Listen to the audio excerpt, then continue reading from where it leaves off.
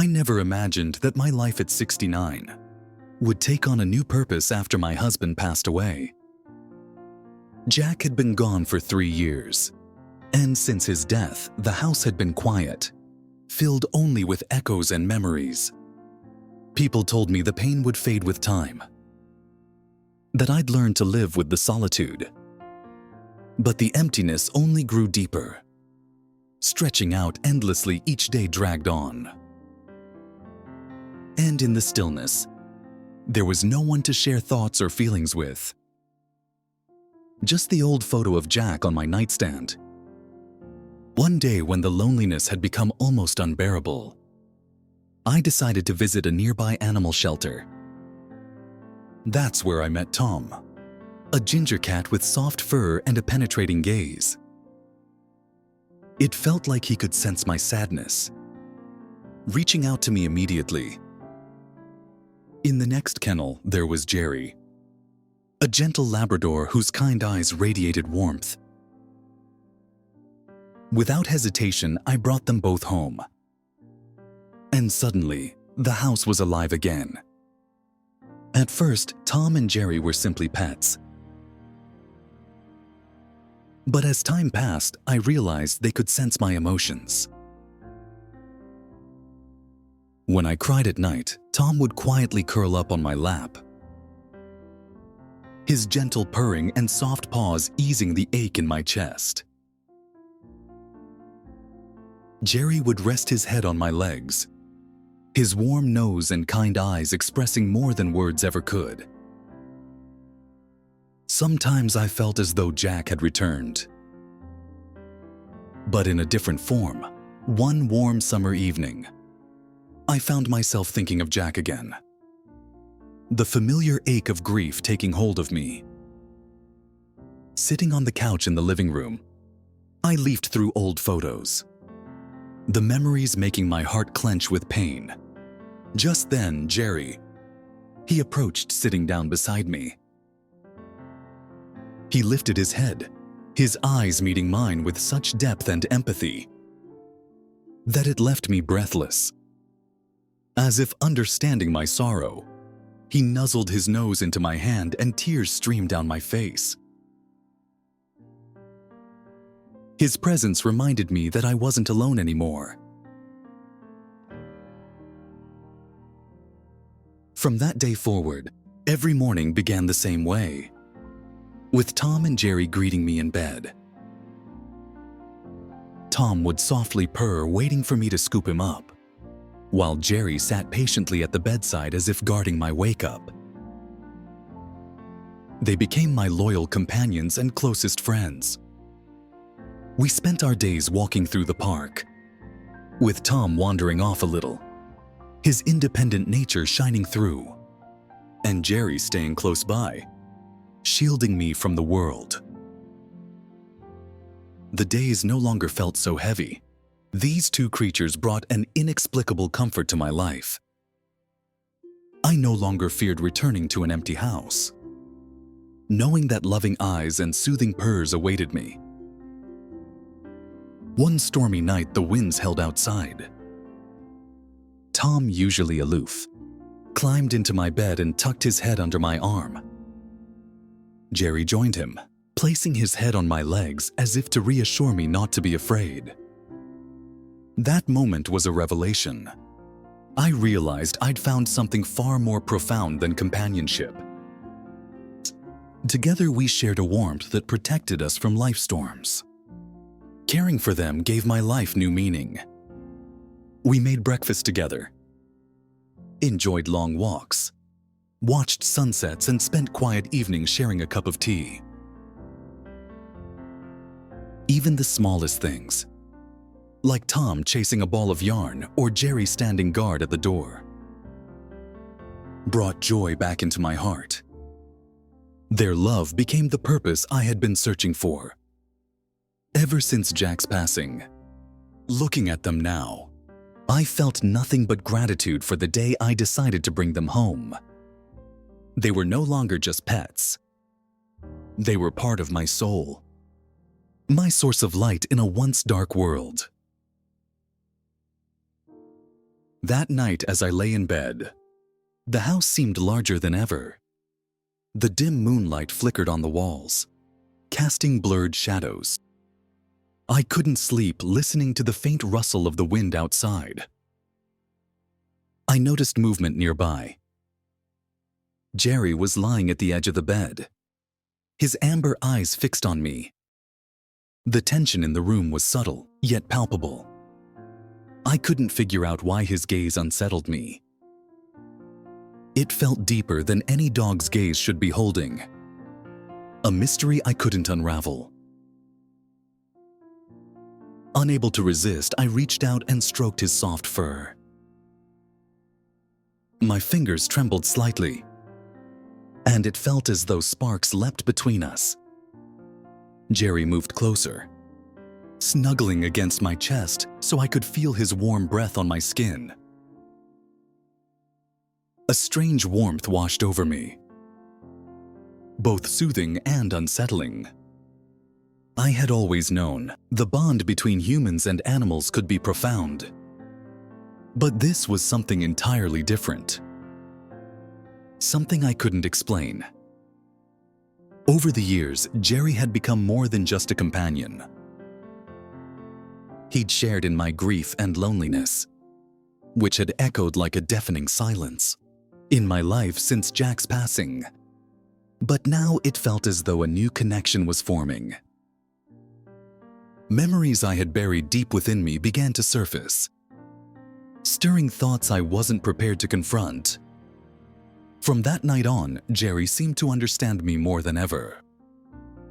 He followed me around the house, an invisible guardian anticipating my every mood and movement. Sometimes I felt his gaze on me, and when I turned to look, he would just sit there, his head tilted slightly, as though silently trying to communicate something I couldn't quite grasp. One night, I woke again to the oppressive silence of the house. Shadows from the trees outside danced across the walls in strange patterns. Jerry was lying next to me, his deep electric eyes watching me intently. There was a longing and sadness in his gaze that took my breath away. I tried to look away, but I couldn't. It felt as though he was holding me in place, with his unblinking presence. In that moment, I was struck by fear. Not of Jerry, but of the unsettling thoughts that crept into my mind. I knew it wasn't ordinary, and yet I couldn't help but yearn for that subtle feeling that made me lightheaded. Whenever his paws brushed again against my arm, or his warm presence lingered beside me. Then came the peculiar nights when Jerry would lie next to me, and it felt as though you were waiting for something, like he understood my unspoken fears and unvoiced thoughts. One night I had a strange dream. I was sitting by the shore of an immense sea. Jerry was beside me, gazing out over the dark, restless waves. Felt like he knew I was searching for answers to something vital, but chose not to ask, remaining silent instead. I tried to speak to him in the dream, but no words would come out. What replaced them was a profound, wordless despair, as if I had lost something irreplaceable. When I woke, the dream lingered, haunting me, like a half-remembered memory from a life I couldn't recall. As I got out of bed, my chest tightened, with a loneliness and fear I didn't fully understand. I made myself a cup of tea in the kitchen, hoping to calm my nerves, but my thoughts spun uncontrollably, weaving unsettling patterns that seemed to take shape in the shadows around me. The next morning, I realized I needed a change. Yet as I contemplated this, Jerry was watching me again with that familiar piercing gaze. There was something more in his eyes than simple affection. It felt like a silent dialogue between us. This unspoken connection became even harder to navigate on dark, autumn evenings when the house felt cold and lifeless. My neighbor Annie often noticed the changes in me. She was a perceptive woman, about 5 years older, and her sharp intuition often made me feel exposed, as though she could see through my defenses and into the truths I tried to bury. One evening, she knocked on my door with a plate of freshly baked apple pie. I invited her in, and we sat together in the quiet kitchen. Jerry, ever faithful, lay pressed against my leg, offering silent comfort as Annie began talking about her day. Her grandchildren had visited and turned her house upside down. But then her gaze shifted, growing sharper, her tone softer and more cautious. "You look different," she said, not taking her eyes off my teacup. "Something's changed, hasn't it?" My eyes instinctively flicked to Jerry. The weight of her words felt heavy, and I realized the truth they carried. Annie's insight touched on something I'd avoided admitting. Even to myself, there was a faint shiver in the air. For a fleeting moment, I felt as though I were observing myself from the outside. I saw clearly how my bond with Jerry had deepened into something that went beyond the usual relationship between a woman and her dog. On those nights when I walked with him beside me, his presence brought me warmth and solace that felt almost intimate. And even now, as we sat there, Gary moved closer as if he, too, felt the weight of my thoughts. "Annie," I finally said, my voice trembling slightly. "It's just that I feel so lonely sometimes. When Jack passed, I was left completely alone in this big house. Do you know what that's like?" Annie didn't reply immediately, her silence urging me to continue. I don't know how to explain it, but my words faltered, and I couldn't bring myself to fully express the emotions swirling inside me. Annie listened intently, her understanding gaze encouraging me even without words. Perhaps she was remembering her own lonely nights, mourning someone she'd loved and lost. When she finally spoke, her voice was soft but firm, and her words struck me like thunder. "You can't replace Jack with a dog," she said. "I understand the pain, the need to cling to something, stop yourself from feeling empty. But it's not the same." Guilt surged through me, hot and unbearable. I knew she was right, but breaking away from the comfort Jerry provided felt impossible. He was the first source of peace I'd known since Jack had gone. I'd clung to his devotion, using it to fill the void in my life. "I've just gotten so used to having him around," I murmured defensively. "It's good to have a friend." And he replied, her tone gentle yet resolute. "But you need people too. Jack wouldn't want you to hide away from the world." After she left, I sat alone in the quiet house reflecting on her words. That night, I woke to find Jerry lying beside me, his familiar warm gaze fixed on me. But this time, I noticed something I hadn't before. A hint of sadness, as if he, too, understood what I had begun to realize. His role was never to replace Jack, but to provide companionship and comfort in the moments I needed it most.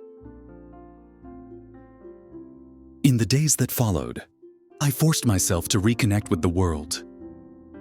I began visiting old friends, spending more time with Annie, and consciously drawing boundaries in my relationship with Jerry. Though he remained my loyal companion, I reminded myself that he was my friend, not a substitute for the love I had lost. Slowly, the grief that had filled my heart began to ease, making room for new moments of happiness. One day, I gathered my courage and ventured out to the park. The same place Jack and I used to walk together. Everything around me felt frozen and people bustled past, absorbed in their own lives. That first outing was heavy with sadness, but it also brought a faint sense of hope.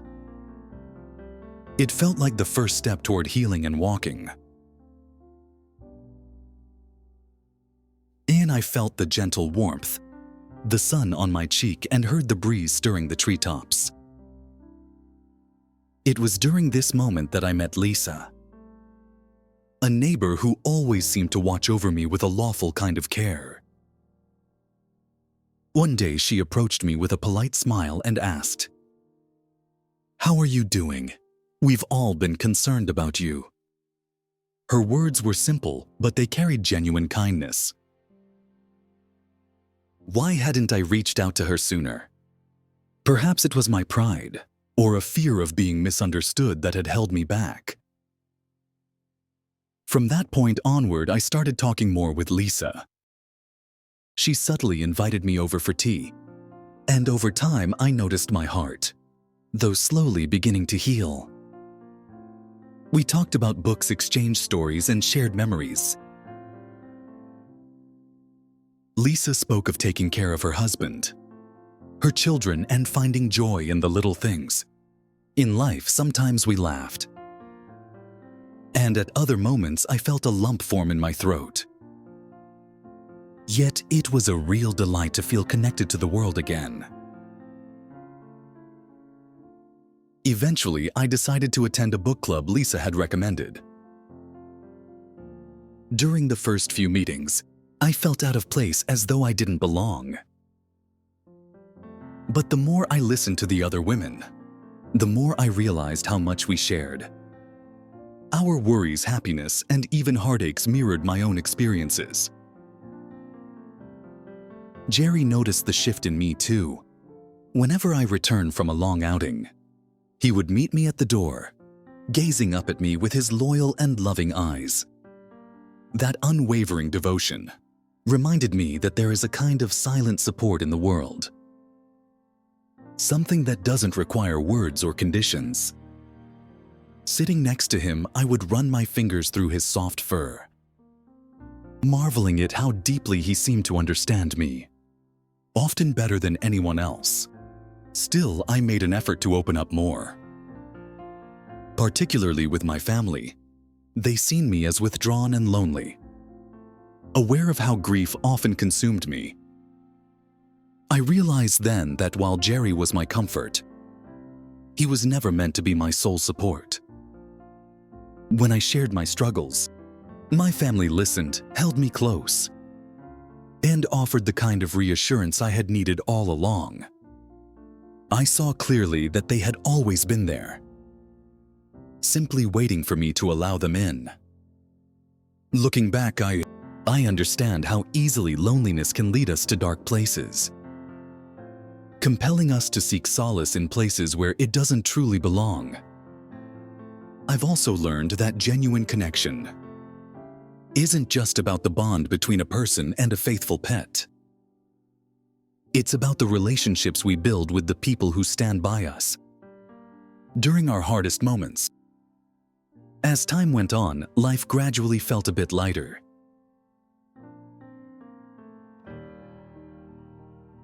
Every evening, I still sat beside Jerry, half inclined, stroking his soft ears and whispering words of gratitude. "You've been such a wonderful dog," I would tell him, feeling the warmth of his devoted gaze as it comforted my heart.